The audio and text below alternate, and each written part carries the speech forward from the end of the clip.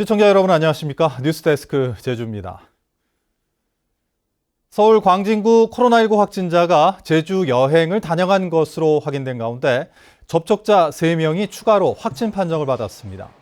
제주도에 따르면 지난 9일부터 14일까지 5박 6일 동안 제주를 여행한 A씨와 A씨의 가족 2명, 그리고 접촉자인 도내 사우나 직원 1명이 코로나19 확진 판정을 받았습니다. 도내에서 2차 감염이 이뤄진 것은 이번이 처음으로 제주도는 지금까지 A씨의 접촉자 20명 가운데 8명에 대한 검사를 완료하고 이 가운데 5명은 음성 판정을 받았습니다. 나머지 12명에 대한 검사 결과는 내일 새벽 이후 나올 예정입니다. 제주 제2공항 갈등 해소를 위한 3차 토론회가 입지 선정 타당성을 주제로 진행됐는데요. 활주로 위치를 조작해 순위를 뒤집었다는 반대측 주장과 안전 확보를 위해 타당한 선정이라는 찬성 측 주장이 격돌했습니다. 박성동 기자입니다. 3차 토론회의 핵심 쟁점은 입지 선정의 타당성 여부.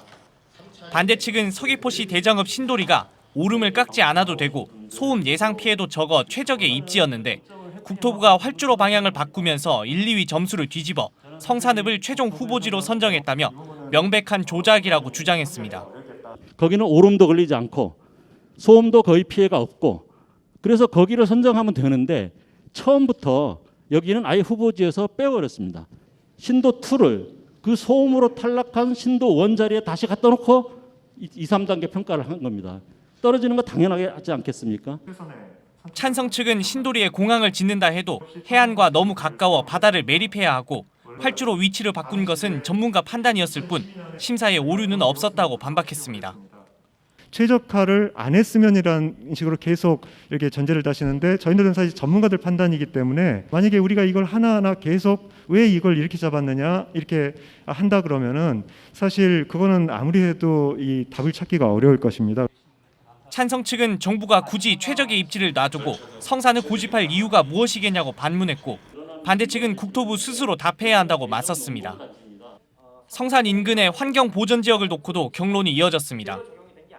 반대 측은 애초 철새 도래지와 숨골 등이 평가 항목에 포함되지 않아 뒤늦게 보전 방안을 마련하는 것 자체가 불가능하다고 지적했고 찬성 측은 예정 부지를 여러 차례 조사했고 최근 진행된 추가 조류 조사에서도 위험은 크지 않은 것으로 확인됐다고 밝혔습니다. 어떻게 대책도 없는데 대책을 전제로 해서 말씀하려면 할 말이 없지 않습니까? 철새들이 다 없을 거잖아요. 숨골 다 메울 거잖아요. 동굴조사 해서 나오면 다 메울 건데 그렇게 전제하고 하는 건데 실제 정밀 지형도까지 같이 맞추어서 이제 앞으로 현지 조사를 할 거라는 점을 말씀드린 적이 있습니다.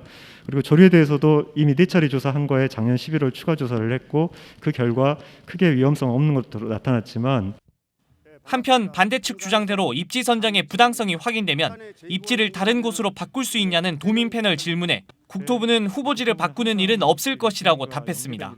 MBC 뉴스 박성동입니다. 제2공항 3차 공개 토론회가 끝나면서 갈등 쟁점에 대한 논의가 어느 정도 마무리됐는데요. 취재 기자와 함께 지난 1, 2차 공개 토론회와 앞으로의 일정 등을 짚어보겠습니다. 김찬영 기자 나와 있습니다. 안녕하세요. 네, 안녕하세요. 네. 자, 이번 공개 토론회는 이제 도의회 갈등 해소 특별위원회에서 이제 마련을 한 건데 이게 그러니까 어떤 취지에서 또 어떤 내용이 핵심 주제로 좀 거론이 된 건가요? 네, 우선 제2공항 갈등이 워낙 오랜 시간 지속됐고 논쟁거리가 많다 보니 도민 입장에서는 판단하기가 쉽지 않은데요. 복잡한 여러 사안을 정리해서 도민들이 올바른 선택을 하도록 하자는 취지에서 이번 토론회가 마련됐습니다. 핵심 주제는 3가지가 꼽혔는데요. 1차 토론회에서 공항 인프라 필요성과 2차는 형공항 활용 가능성을 놓고 토론을 진행했고 오늘 3차 토론회에서는 앞서 보신 것처럼 입지 선정이 과연 적절했는가를 주제로 찬반 양측이 격론을 벌였습니다. 네, 그렇군요. 자, 그럼 내용들을 좀 하나씩 짚어보도록 하죠.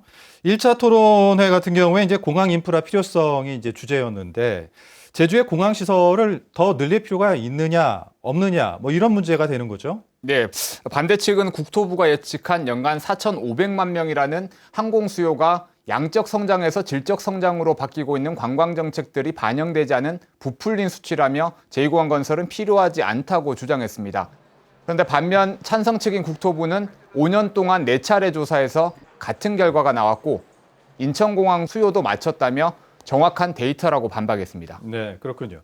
1차 토론회에서는 좀 논란이 됐던 부분이 있었던 게 국토부 차원에서 이 주민투표에 대한 수용 불가 논란 뭐 이런 부분들이 좀 있지 않았었나요? 네, 국토부 공항항행정책관이 안전은 주민투표 대상이 아니라고 한 발언인데요. 논란이 커지자 법적인 한계를 이야기한 것뿐이라며 제2공항건설은 도민 동의하에 추진하겠다고 해명했습니다. 네, 그렇군요.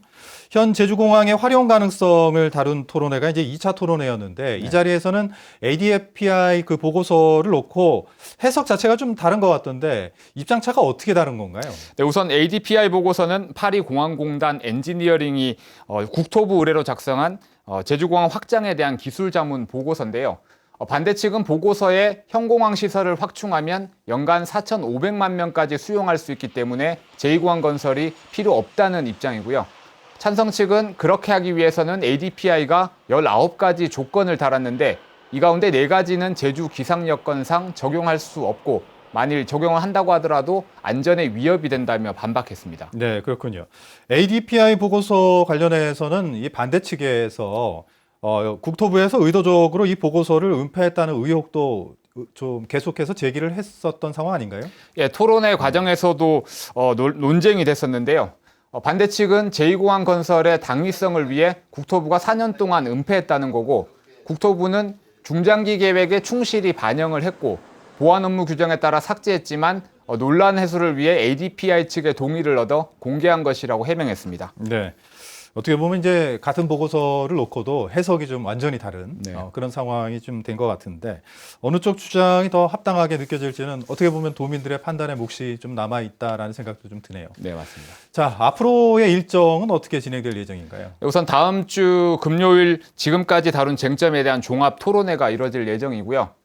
토론회 내용을 정리한 보고서를 도민들에게 공개할 예정입니다. 그리고 이후 도의회 갈등 해소 특위에서 여론조사나 주민투표 등 도민 의견 수렴 방식을 결정해 실시하고 결과를 제주도와 국토부에 전달할 계획입니다.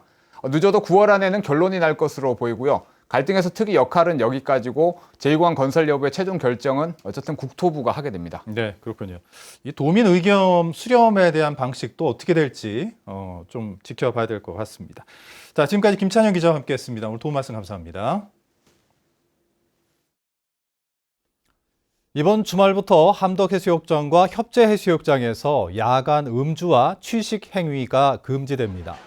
제주도는 정부가 코로나19 방역을 위해 이용객 30만 명 이상의 대형 해수욕장의 야간 음주 등을 전면 금지함에 따라 오는 18일부터 함덕과 협재해수욕장의 야간 음주 등을 금지하는 집합 제한 명령을 내렸습니다. 제주도는 오는 24일까지 계도 기간을 거친 뒤 위반자에게 300만 원 이하의 벌금을 물릴 방침입니다.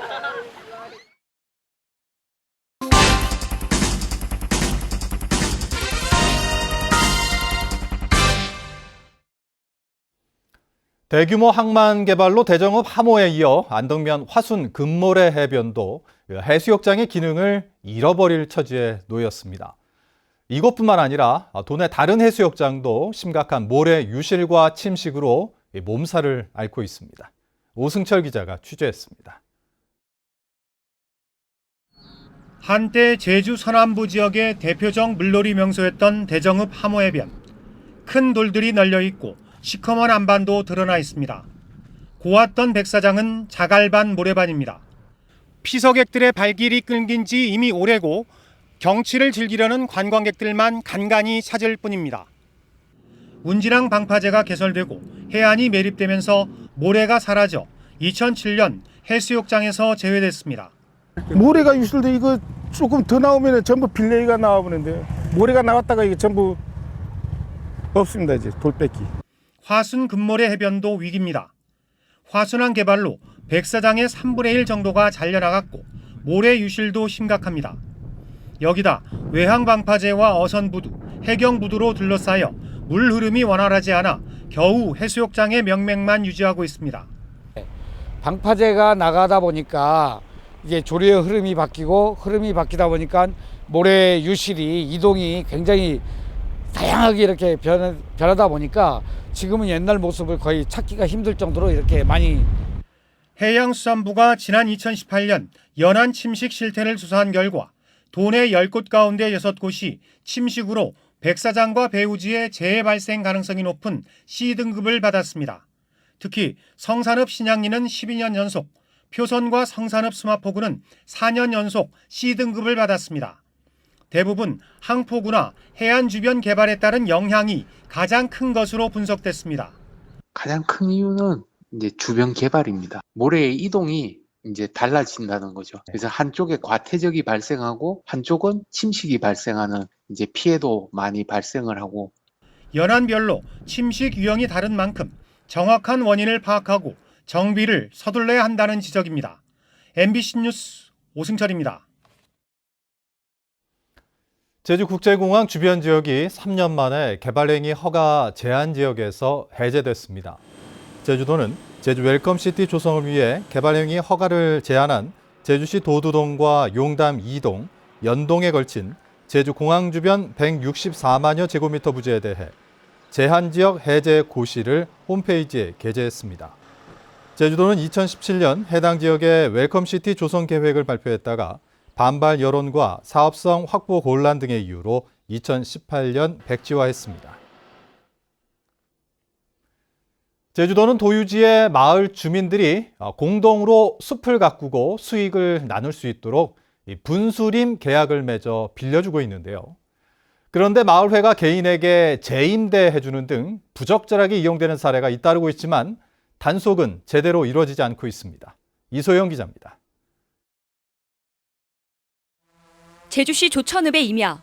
마을 주민들이 공동으로 나무를 심어 수익을 나누라며 제주도가 빌려준 도유지이지만 둘레에는 철조망이 둘러쳐져 있습니다.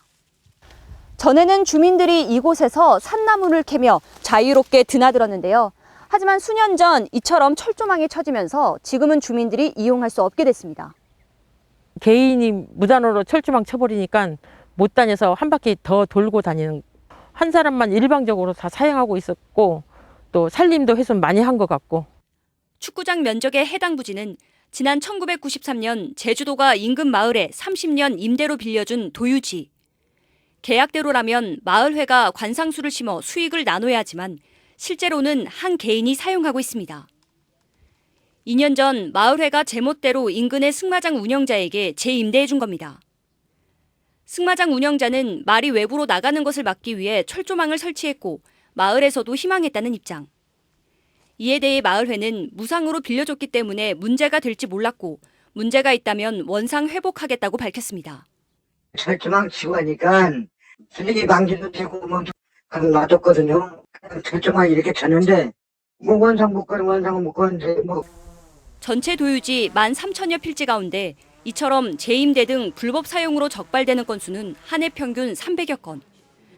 부과된 변상금만 2억여 원에 이릅니다. 웬딴지 가면 이제 사람 찾기가 점유자를 찾는 것도 좀 어렵고 찾아도 이제 자기 이제부터 안 썼다 막 이렇게 우겨버리면 또 답이 없는 거라서 뭐 아까 저 5년간 부과하지만 어떤 때는 3년간만 부과할 수도 있고. 최근에는 장기간 무단 점유한 도유지를 놓고 소유권을 주장하는 소송까지 이어지는 상황. 공유재산인 도유지 관리를 보다 엄격히 해야 한다는 목소리가 커지고 있습니다. MBC 뉴스 이소연입니다.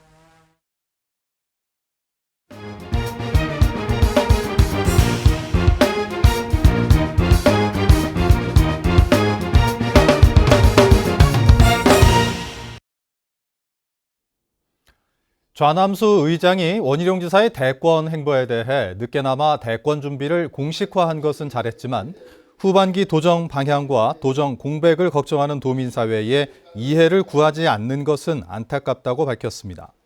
좌 의장은 제385회 임시회 개회사에서 이같이 밝히고 코로나로 고통받는 도민들을 먼저 생각해야 한다며 각종 규제 완화와 제도 개선을 위해서라도 경기 부양을 해야 한다고 제언했습니다.